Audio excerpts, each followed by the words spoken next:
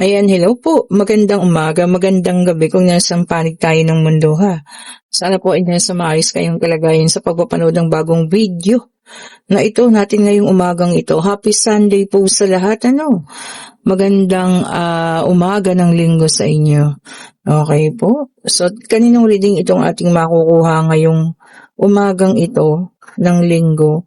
Pwedeng sa kanya, pwedeng sa'yo, pwedeng kung kanino man, Take only what resonates po. Okay po. Ayan ha. Tingnan natin. Okay. Sige.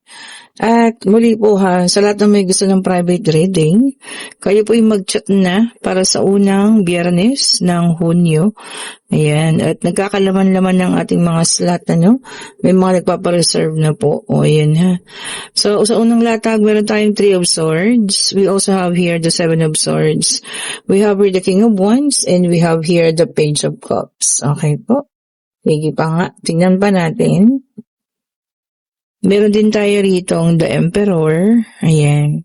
Tatakpan lang natin yung may mga, hindi magandang kuha kasi nare-restrict. Ako, ang dami nito. Balik natin po, ha? Pero may isang nag-flip eh. O, ayan. We also have here the Angel Temperance. Ayan. Sige, check pa natin. Dalawa pa ang kulang, And meron tayo rito ang 5 of Wands. Okay po, ha?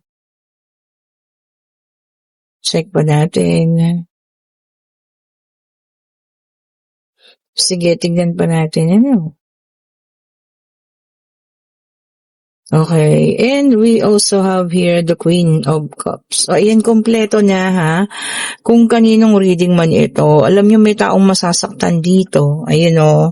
Kasi malalaman at malalaman niya na alam mo yun na may tao pala na gusto lang alamin yung mga bagay-bagay na ginagawa niya, yung mga kaya niyang gawin, Ayan. So, maaaring ang taong ito ay nagpapanggap na kaibigan mo, pero napaka-intense kasi, alam mo yun, gusto niya lang makuha yung mga nasa isip mo, yung mga ideas mo, no? So, ang taong ito po ay po pwedeng kaibigan mo. Ayan ha. Ang taong ito ay po pwedeng ang boss mo rin, Ayan, nakikipaglapit sa'yo, no? Para, kasi nakikita nila may potential ka eh. May potential kang umangat sa trabaho mo. May potential kang gumaling, May potential kang mapakinabangan. So, alam mo yun, naiinggit sa'yo ang taong ito. Pwedeng kaibigan mo rin to, ha? At gusto niya maungusan mo, ay maungusan ka. Kasi nakikita niya talaga yung nagkakaroon ka ng progress, no?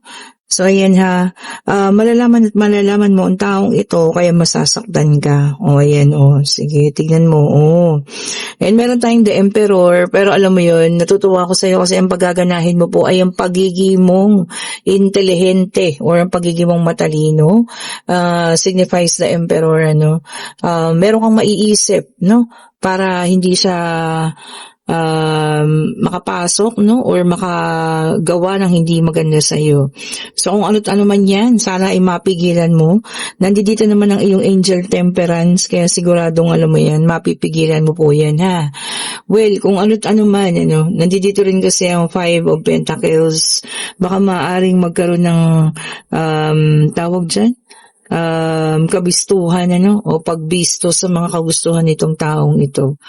O, ayan ha. Alam mo yun, hindi ka lang niya gustong gayahin. Gusto niya pang makuha yung mga ideya na kung anong meron ka. Okay po. So, meron tayong Queen of Cups. Maraming emosyon. Ayan. And may mga magpaparating na rin sa'yo, no? Ng mga hindi niya magagandang nais gawin sa'yo. So, makakarating niya sa'yo yan. Kasi, syempre, meron din mga taong concern sa'yo. So, ipapaalam na nila yung mga, alam mo yan, nais gawin sa'yo ng taong ito. Mag-ingat ka po, ha. So, kung sino man itong taong gusto makipagkompetensya sa'yo, kakompetensya na po ang tingin niya sa'yo, ha. Hindi na kaibigan, hindi na kamag-anak kung kamag-anak mo man ito, hindi na partner kung ito man ay partner mo, no. Kakompetensya na ang tingin niya po sa'yo. Mag-ingat po kayo, ha, sa taong ito. Magaling magpanggap, At alam mo yun, hindi siya papayag na matalo mo siya. O, 'di ba? Hindi po 'yun papayag ano, kaya gagawin niya ang lahat po. Masira ka lamang. Kumbaga naghahanap na nga 'to ng ibubutas sa'yo, eh, oh, 'di ba? And we have here the Justice, may dalang number 11. Huwag kang mag-alala 'no, meron din namang, karma para sa kanya ha. Nandiyan lang po 'yan, hindi naman 'yan umaalis ano. Sabi ko nga kung maganda ang iyong itinanim, siyempre natural maganda ang iyong aanihin. Pero kung ganito naman, 'di ba, nagbabala ka ng masama sa iyong kapwa, natural babalik at babalik sa'yo 'yan ano. Kaya baka doble pa, mas masakit pa 'no. So, 'yun ang sinasabi ko, tama, gamitin mo ang iyong pag-iisip ano, maging intelihente ka, maging matalino at wais po. Oh, 'di ba kasasabi ko lang? At nandito naman ang ating The Emperor, yes, sabi niya nga rito 'no, pagiging logical mo 'no, and stable 'yan. I-ano mo muna 'yun, yung stability mo, i-build mo muna para hindi niya matibag. Oh, 'di ba? Feeling ko yun pa yung isa niyang gustong ano masira sa iyo, yung pagiging mong stable. Oh, bakit kaya? Ano ba itong taong ito? Sobrang bang inggit o sobrang kung ano man ano, ang nararamdaman niya sa'yo or talagang gusto niya lang gawin yun. We also have here the Ten of Cups and huwag kang mag-alala, suportado ka ng iyong pamilya, ayan, suportado ka ng mga taong nakapaligid sa'yo, no? Kaya sabi ko nga, kung maganda yung ginagawa mo, ituloy mo lang ha, lalo tigit at hindi ka nakakasakit, hindi ka gaya niya, no? Okay po, so tuloy-tuloy ka lang, mas marami kang aanihing magaganda. Oh, 'di ba? And Page of Cups again, ayan ha. Sabi niya rito na marami ka pang mababalitaan. Ayan, mga mensahe pa na talagang alam mo 'yun, may mga balak pa siya. Marami pa siyang binabalak ano. Oh, ayan, hindi yan titigil hangga't hindi kanya mapapabagsak or hindi kanya mauungusan. Oh, 'di ba? Napaka-intense ng mga pinaggagawa niya ano. So ayan, tingnan pa natin ano kung ano pa ang lalabas sa ating second deck of cards. Ayan. And we also have here the Tower. May nalalang number 16. Chaos. O yan. And sabi niya rito, no? Sudden exhaustion or pagkapagod. No? Ayan. Naku, baka magkakaroon kayo ng sagutan, ano? May dalang number 16. Paghandaan mo na. O, diba? Kumbaga, baka yun papunta doon Talagang pipilitin kanya or gugustuhin kanya ng sumagot. Alam mo yun? Para magmukhang siya yung biktima. Oh, di ba? Sabi nga, gamitan mo ng talino, ha? And we have here the Eight of Cups. Ayan. Meron naman ng ilan sa inyo, no? O pwedeng malahimik lang. Ayan. At talagang, alam mo yun, pagpaplanuhang mabuti kung ano yung dapat gawin sa ganitong sitwasyon. Which is tama naman, di ba? Sometimes, mas mabuting manahimik ka muna at pag-isipang mabuti para makipag-isip ka kung paano mo i-handle yung mga ganitong sitwasyon po. Oh, di ba naman?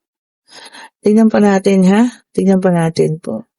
And we also, hindi talaga maiwasan po. Five of Wands, this is a conflict card. Talagang mayroon pa parating arguments, conflict po. Ayan. Regarding siguro sa mga pinaggagawa niyan, talagang hindi na rin maiiwasan. And sa final card natin sa second deck, we have here the Queen of Swords. Tapangan, no? Lakasan mo loob mo. Ayan. Kung matapang siya, kailangan matapang ka rin. O, diba? Hindi ka po pwede pong tawag dito, mahina ang kalooban kasi lalo kanyang gagawa ng hindi maganda, ha? Lalo niyang aabusuhin ang kabaitan mo. Di ba? Magpakatatag.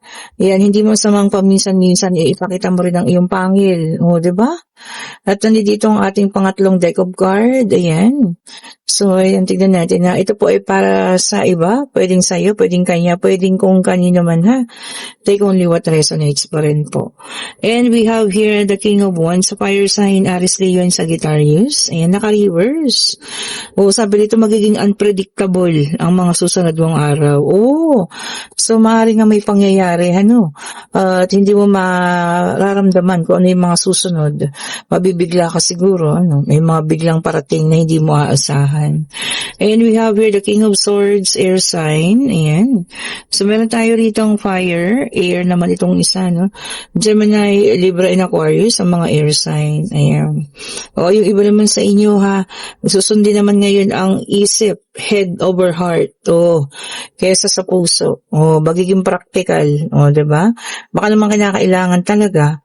At alam mo yun, mas mabuti ngayon ang iyong gawin kaysa alam mo yun, kasi baka nga naman kinakailangan mong gamitin mo ng isip bago ang puso, ha? And we have here the Wheel of Fortune, fire sign ulit ito. Ayan. Good karma is coming.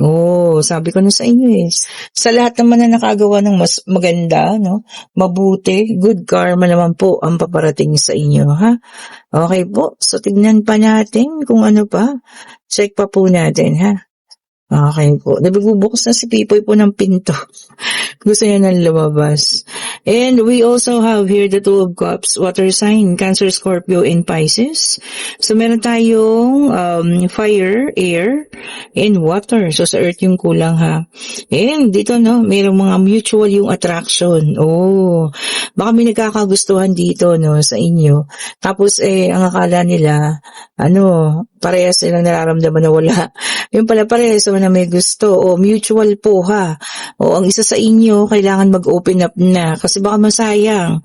Baka parehas kayo nahihiya. Yung pala parehas nyo namang mahal ang isa't isa. Diba? And we have here the Nine of Swords, air sign naman ulit. Ayan. Yung iba sa inyo, nakakaramdam ng trauma. Maaring sa mga nangyari, no? Sa mga mahihirap na nangyari. At hanggang ngayon, hindi pa makalimutan. Siguro sobrang sakit ang mga pinagdaanan, naramdaman, kaya po ganun, Sana isang araw, 'di ba, matapusan, makaalis na sa mga nararamdamang ito. Syempre, 'di ba, mas maganda yung mangyayari, 'di ba? Kaysa yung puro sakit na lang. And we have here the Five of Pentacles. Ito na ang earth sign. Ayan, dumating po lahat, ha. Lahat ng zodiac sign na dito na. Ayan. Sabi niya dito, low income. Maaring hihina, ha. Pwedeng ang trabaho, pwedeng ang kung ano man, hihina daw po, sideline, negosyo, Ganoon naman siguro talaga kapag malapit na yung tag-ulan, karaniwan talaga humihina. Ayan, ha. Pero sana tuloy pa rin, diba? Hamon lang naman yan, papasan at pasasan ba't lalakas ulit yan, diba? And we have here the Strength, fire sign ulit ito. Ayan. Sabi niya rito, focus. Ang iba sa inyo nawawala sa focus, ha? Bakit? Ibalik niyo yung isip ninyo at ang sarili ninyo sa focus po, ha? Para matapos at maayos ko naman itong mga bagay na inyong ginagawa. And meron tayong the Hermit, earth sign na naka-reverse. Ayan. Nako, yung iba sa inyo, didistansya. Ayan. Didistansya sa mga tao, didistansya sa mga hindi mga ginugusto, Siguro, kailangan lang ng kaunting katahimikan, Kailangan lang ng kaunting peace of mind. Kaya siguro magkakaroon ng distansya. Diba? Eto na. Kung kayo may katanungan, kayo po yung magtanong na, Pag-ibig, pangyayari, financial, kung ano man ang gusto niyong malaman, Divine Universe, ano pong sagot ninyo sa kanilang mga katanungan po? Isa lang po ang ibigay ninyong kasagutan? Isa lang po, Ano pong sagot ninyo? Ayan, tingnan natin, ha. Eto na, ang bilis naman. Talagang may conflict po, 3 beses lumabas. So, iwas niyo yung sarili niyo hanggat maaari. Anyway, ang sagot po ay yes, kung ano man ang inyong itinanong, ha. Okay po. At kung alam yung tama, sabi nga, pangatawanan ninyo, lalo tigit kung alam yung tama ang inyong ginagawa po. Ayan. Okay po, kung nagugustuhan ang reading, pa-like, pa-share, subscribe, and hit the notification bell para lagi kayong updated sa mga bagong videos na nirelease natin. And kung gusto niyo po ng ating private reading para sa Friday, first Friday of the month, ayan, June 5 iyon, kayo po mag-chat na para makakuha na kayo ng slot sa akin, ha. At sa lahat po na may gusto rin ng ating mga bracelet, para sa financial, para sa love life, para sa protection, or para kung saan nyo gagamitin, pagbabalik, para di maayos sa mga relasyon. Ayan, i-chat din na ako. 7 chakra po nandiyan pa rin, kompleto pa rin yung 7 chakra natin. At piliin nyo na kung ano po yung gusto ninyo, ha. Okay po, thank you so much po ulit. Have a great morning, evening, kung nasaan man tayo, Stay safe po. At kung kayo nasa situational reading, na talagang hindi kayo titigilan ng taong ito sa pagiging pagkukompetensya sa inyo, mas galingan mo, ha? Mas pagbutihin mo para maipakita mo na karapat dapat yan na maging mas magaling ka kaysa sa kanya po. Okay po, and thank you so much po ulit, ha? Ingat po sa lahat. Bye-bye po sa inyo.